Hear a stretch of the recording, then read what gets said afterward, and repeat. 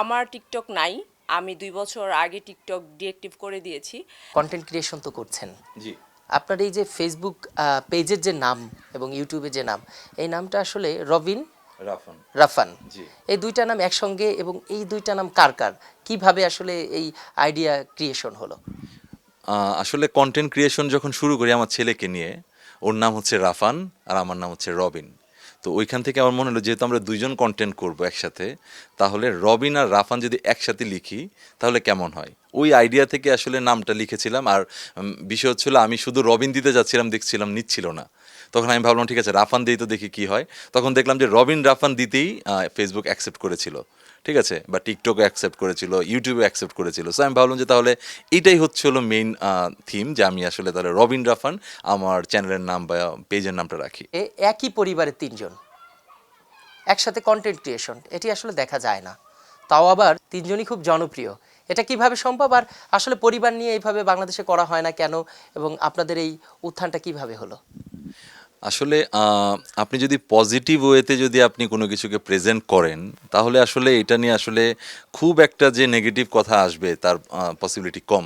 কিন্তু আপনি যদি ফ্যামিলি নিয়ে আসলে নেগেটিভিটি ছড়ান, বা আপনি হচ্ছে হলো খুব ক্রিঞ্জ টাইপের কন্টেন্ট বানান, তাহলে আসলে এটা নিয়ে কথা উঠবেই এবং খারাপ কথাও আসবে এখানে, ঠিক আছে। সো আমাদের প্রথম থেকেই প্ল্যান ছিল যে আমরা আমাদের যে এন্টারটেনমেন্ট, মানে আমরা যেভাবে নিজেরা ফান করি, ওই ফানটুকুই শুধু আমরা কন্টেন্টে দিব, ঠিক আছে। এর থেকে আসলে আশা, এত কিছু ভাবা না যে দেশের মানুষ কিভাবে নিবে বা কে কি বলবে, আসলে অন্যরা কি বলবে এটা নিয়ে ভাবলে তো আসলে সামনে আগানো যায় না।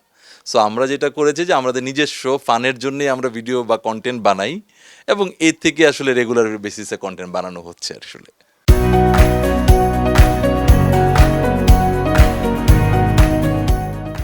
রাফান কি নিজে থেকেই করতে চায়, নাকি তার বাবার থেকে অনুপ্রাণিত হয়েছে, না মার থেকে? না, রাফান হচ্ছে ছোটবেলা থেকেই, তাকে যখন বলতাম চলো এটা করি ওইটা করি, সে আসলে কখনোই না করতো না। সে দেখা যাচ্ছে যে কন্টেন্ট করতো, হ্যাঁ, মাঝে মাঝে যেটা হয় যে সে টায়ার্ড থাকে তখন সে করে না, এটা অন্য বিষয়। বাট 90% টাইমে দেখা যাচ্ছে যে সে কন্টেন্ট করতে লাইক করতো। ইভেন আপনি যদি ওকে জিজ্ঞেস করেন, ছোটবেলায় জিজ্ঞেস করতেন কি হতো, তখন সে বলতো যে আমি পাইলট হব। আর এখন তাকে জিজ্ঞেস করবেন কি হতো, এখন সে বলবে কন্টেন্ট ক্রিয়েটর হবো সে, ঠিক আছে। সো সে খুব এনজয় করে এই বিষয়টা। আমি একটু রাফানের কাছে জানতে চাই, বাবা তুমি কি হতে চাও বড় হয়ে? ইউটিউবার। ইউটিউবার হতে চাও? কার থেকে অনুপ্রেরণা পেয়েছো? আমার ড্যাডি। আমার ড্যাডি। আমার তোমার বাবা থেকে? হ্যাঁ। তোমার আম্মু কি দোষ করেছে? আম্মু তো এগুলা করে না, না। ও তো নর্মালি ছোট থেকে আমার সাথে বানায় ভিডিও বেশি, সেই জন্য আর কি ড্যাডির কথাই বলেছে। আমরা একটু ভাবির সাথে কথা বলতে চাই। ভাবি, আসসালামু আলাইকুম, কেমন আছেন? এই যে ভাইয়া যে কন্টেন্ট ক্রিয়েশন করেন, আপনার কোনো সময় জেলাস ফিল হয় না যে ভাইয়া একা একা করছে, আপনাকে সেইভাবে সঙ্গ দিতে পারছে না? আমরা নিশ্চয়ই জানি যে আপনারও একটা পেজ আছে, আপনিও কন্টেন্ট ক্রিয়েশন করেন, প্লাস বিউটিশিয়ান, মানুষকে সাজানোর কারিগর, যদিও মন সাজানো যায় না যে বিউটিশিয়ানে। তবে একটু এমন হয় না দুইজনের মধ্যে কনফ্লিক্ট সৃষ্টি? না, আসলে ওইরকম জেলাসি হয় না। ফার্স্ট অফ অল আমি হচ্ছি মেকআপ আর্টিস্ট। আমি মেকআপ নিয়ে কাজ করতে বেশি পছন্দ করি, এখনও করি। তো সামটাইম ও যখন কন্টেন্ট ক্রিয়েটর মানে ক্রিয়েট করতো বা আমার বাচ্চাকে নিয়ে আমার দেখে ভাল লাগতো, তো দেখলাম যে মাঝে মাঝে ও আমাকে ডাকতো ওর ভিডিওতে। তো ওভাবে ওর ভিডিওতে যেতে যেতেই দেন আমিও আমার পেজে আমি আর কি স্টার্ট করি। তো আসলে একই, আমার হাজব্যান্ড করা আমি করা, এটা এখানে জেলাসের আসলে কিছু নাই। টিকটক করতে বেশি ভালোবাসেন, নাকি সোশ্যাল মিডিয়ায় কন্টেন্ট করতে বেশি ভালোবাসেন? আচ্ছা, আমার টিকটক নাই। আমি ২ বছর আগে টিকটক ডিএক্টিভ করে দিয়েছি। তো আমি টিকটক করি না। আমার আমার সোশ্যাল মিডিয়া, আমার পেজ নিয়ে, আমার মেকআপ নিয়ে কাজ করতে আমি বেশি স্বাচ্ছন্দ্য বোধ করি। আচ্ছা, নর্মালি আমার তো আসলে আমি ডিজিটাল মার্কেটিং, সফটওয়্যার ডেভেলপমেন্ট নিয়ে, এবং আমার হচ্ছে হলো একটা ইন্টেরিয়র ফার্ম নিয়েও কাজ করছি। আমার আসলে এর মাধ্যমে আসলে অনেকগুলো বিষয় নিয়ে, বিজনেস নিয়ে কাজ করি। বাট কন্টেন্ট ক্রিয়েশনে জাস্ট আশা হচ্ছে হলো রাফানের যেই মেমোরিগুলা ছোট থেকে বড় হচ্ছে, ওই মেমোরিগুলোকে ক্যাপচার করার একটা বড় মাধ্যম হচ্ছে সোশ্যাল মিডিয়া।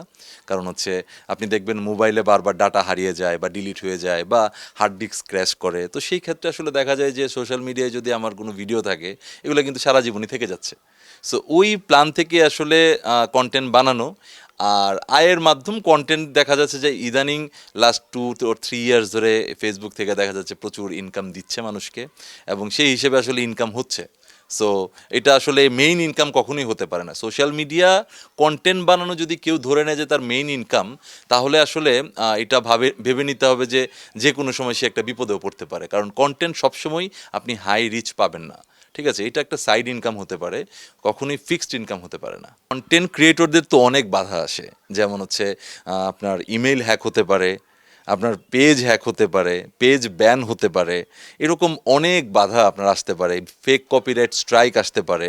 সো আসলে কন্টেন্ট ক্রিয়েশনের পদে পদে বাধা, মানে আপনি একটা কন্টেন্ট দিয়ে যে আপনি শান্তিতে ঘুমাবেন ব্যাপারটা তা না।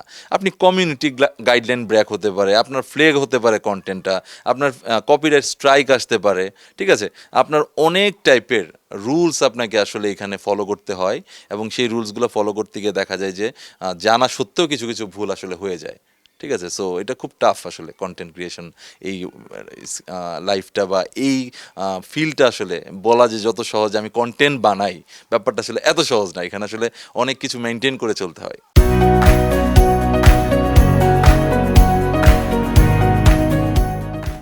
না, সময়টা হচ্ছে আপনার ডিপেন্ড করবে। আমার কন্টেন্ট ক্রিয়েশন তো হচ্ছে একটা ফ্রিল্যান্সিং জব। দ্যাট মিন্স আপনি কয়টা কন্টেন্ট বানাবেন ডেইলি, তার উপর ডিপেন্ড করবে যে আপনি কতটুকু সময় দিচ্ছেন। সো আমি যদি মনে করি আমি একটা কন্টেন্ট বানাবো, যেহেতু আমি শর্ট কন্টেন্ট নিয়ে কাজ করি, আমি আসলে লং কন্টেন্ট নিয়ে এখন কাজ করছি না, তো সেই ক্ষেত্রে দেখা যায় যে আমি অল্প সময় দিলেই হচ্ছে, হয়তো বা 1 আওয়ার 2 আওয়ার সময় দিলেই হচ্ছে। কিন্তু আপনি যখন একের অধিক কন্টেন্ট বানাবেন, যেমন একটা দিনে যদি আপনি 4টা বা 5টা কন্টেন্ট বানান, সেক্ষেত্রে আপনাকে 5 to 7 আওয়ার্স তেমনি টাইম দিতে হবে। কে বেশি জনপ্রিয়? জনপ্রিয় আসলে সত্যি কথা বলতে আমার ওয়াইফ প্রথমে আসলে তার মেকআপ রিলেটেড যে পেজটা ওপেন করে, ওটা কিন্তু আমার আগে 2016-এ। ঠিক আছে, আর আমি কিন্তু 2019-এ এক পেজ ওপেন করি, রবিন রাফান পেজ। ঠিক আছে, সো জনপ্রিয়তার দিক থেকে ওইভাবে কখনো যাচাই বাছাই করা হয় না। এবার যেহেতু ফলোয়ার আমার অনেক বেশি, সো আমাকে বেশি মানুষ চেনে, বাট তার মানে এই না যে ওকে চিনে না, ব্যাপারটা ওই রকম না। সমান তালেই সব জায়গায় দেখা যায় যে আমার কন্টেন্ট দেখছে সে আমার ওয়াইফকে চিনে, আবার যে আমার ওয়াইফের পেজ থেকে কন্টেন্ট দেখছে, কারণ ওরও অলমোস্ট 1 মিলিয়ন ফেসবুকে ফলোয়ার হয়ে যাচ্ছে। সো ওর আর আমার আসলে খুব যে একটা কম বেশি তা না, সেম টু সেম বলা চলে আসলে। রবিন ভাই কি ভয় পেয়ে ভাবিকে সামনাসামনি দেখে এই কথা বললেন নাকি? না না না, বিকজ হচ্ছে রিসেন্টলি তার পেজের রিচ আমার পেজের থেকে অনেক হাই। ঠিক আছে, সো ওকেও মানুষ এখন অনেক চিনে, এটা ভয় পাওয়ার কিছু নেই, কারণ আমরা খুব ফ্রেন্ডলি রিলেশন মেনটেন করি, আমরা খুব ওপেন মাইন্ডেড। সো আমাদের আসলে এইসব নিয়ে চিন্তার কিছু নেই। আপনি বেশি ভাবিকে ভয় পান না ভাবি আপনাকে বেশি ভয় পায়? এখানে ভয় না, বিয়ে সম্পর্কটা হচ্ছে কম্প্রোমাইজ, কে কত বেশি কম্প্রোমাইজ করতে পারে, এবং এখানে হচ্ছে হলো কে কাকে কতটুকু বুঝে, এইটা নিয়ে আসলে ভাবা উচিত। আমার মনে হয় যে যখন ভয় কাজ করবে যে আমি কি এটা করলে এই হবে সেই হবে, তাহলে আসলে এই বিয়ের সম্পর্কে আসলে অনেক ঘাপলা তৈরি হচ্ছে।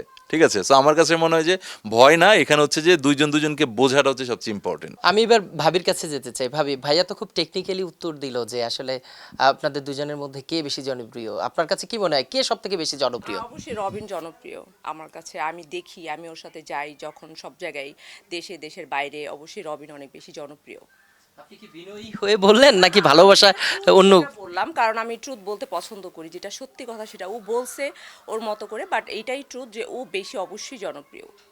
আপনার সাপোর্টটা কেমন থাকে ভাইয়ের প্রতি সবসময়? এটা ও আসলে বলতে পারবে। আমি ট্রাই করি আমার তরফ থেকে, আমি আসলে ও যখন কন্টেন্ট করে তখন আমি আসলে, আমার কাছে ভাল লাগে, আমি ওকে সাপোর্ট করি, আমার কাছে মনে হয়, বাকিটা ও বলতে পারবে। তোমার কেমন লাগে বাবা মার সাথে একসাথে বসে যখন এই যে ভিডিও করো, দেখো, তুমি কথা বলো, কেমন লাগে? ভালো লাগে। তোমার আব্বুর কন্টেন্ট বেশি ভালো লাগে না তোমার আম্মুর কন্টেন্ট বেশি ভালো লাগে তোমার কাছে?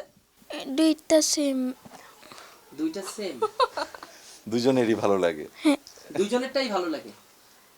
কারণ রাফান একসাথে দুজনকে তোমার support বাবাকে কত করে। নাম্বার দিবা, তোমার আম্মুকে কত নাম্বার দিবা? বাবাকে 100 আর হচ্ছে 100। মমকে 100। দুজনকে 100। বাবা মায়ের প্রতি সমান ভালোবাসা আমরা রাফানের থেকে পেলাম। দর্শক, কালের কণ্ঠ থেকে এতক্ষণ আপনাদের সাথে যুক্ত ছিলাম একটি কন্টেন্ট ক্রিয়েশন পরিবার থেকে। এতক্ষণ আমাদের সঙ্গে থাকার জন্য সবাইকে ধন্যবাদ।